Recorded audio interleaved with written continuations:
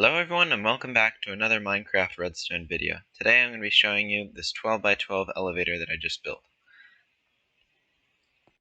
So all you have to do is walk in, push a button and get in, and the elevator will move. The door will close behind me,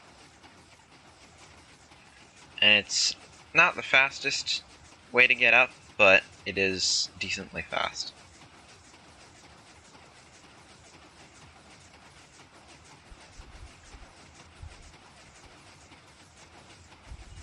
And eventually we will make it to the next floor, and the door will open up, and you can walk out onto the second floor. Okay, so that's the elevator in action. Now I'm going to try to explain how it works. So, these minecarts are here because if you stand on the floor when going up, sometimes you can fall through the elevator and land on these honey blocks. And there are two types of circuits that are helping with the elevator. There are active circuits and passive circuits. Passive circuits detect when the elevator is coming past with these cauldron detectors. So when the elevator moves past this comparator, it detects the cauldron and powers the passive circuits that stop the elevator. So they just work independently and automatically. The active circuits are when the player signals for the elevator to go down or up, and it powers other circuits that do other things. These circuits that are powered when going up will power certain parts of the flying machine that push it up. The elevator itself is just one flying machine with a bunch of different parts. So you've got the main body flying machine there, and the floor part that's attached to the body, and it flies with it.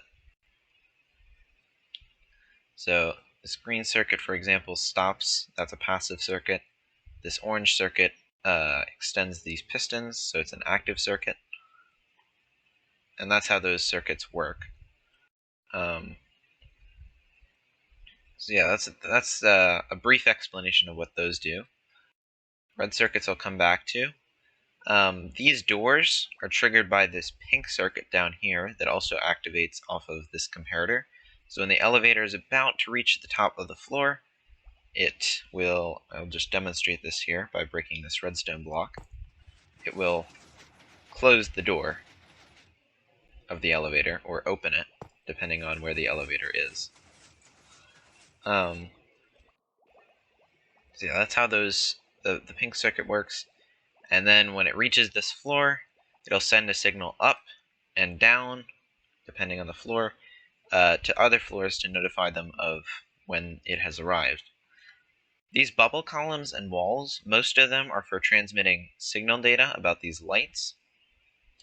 So I'll just demonstrate this by going down to floor 1 and calling the elevator. So I'm going to show off the calling system. So if you arrive and the elevator is not on your floor, you can just press this note block and the elevator will come down. And it shows you this by flashing the light of where the elevator is going to, like this.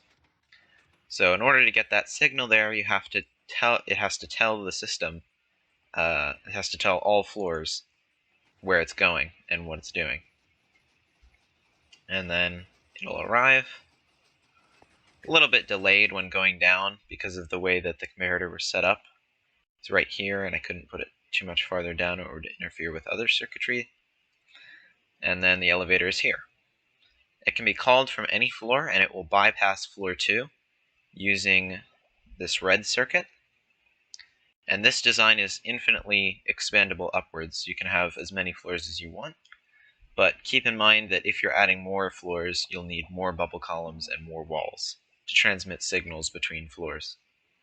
But the good thing is that the redstone can work off of these walls. So you'll have to have a wall column for each floor to transmit the signal, but all the other floors can get their information off of that wall.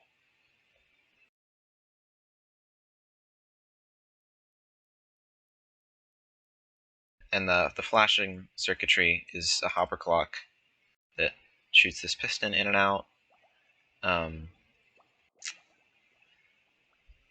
that's pretty much all. There's these triple piston extenders that start and stop the flying machines from going up and down with the observers. So if this was going up, it would push out to stop it 2 blocks to stop the flying machine from going up. And if it wanted to start it, it would start on the bottom. But if it wanted to start it, it would push out 3 blocks and activate the observers. So that's the way this system works. Let me go up to the other one up here. If it retracts, then it becomes a double piston extender, and if it's extended, then it's a triple piston extender. So that's how that is used. And I think that's all for the design of the elevator. Yeah, so some of the details, we made little lobby rooms. Me and Sycon, we worked together on this. I'll link his channel in the description. And yeah, we've got the elevator call system, the note blocks up there. You click those. And then the floor indicators, like I said. And then the floor markers are both inside the elevator and outside on the front. And of course, all of the room designs, you can customize them to fit your build. I think that's all of the redstone explained. So, yeah. This has been the 12 by 12 elevator. This has been Sword. Goodbye.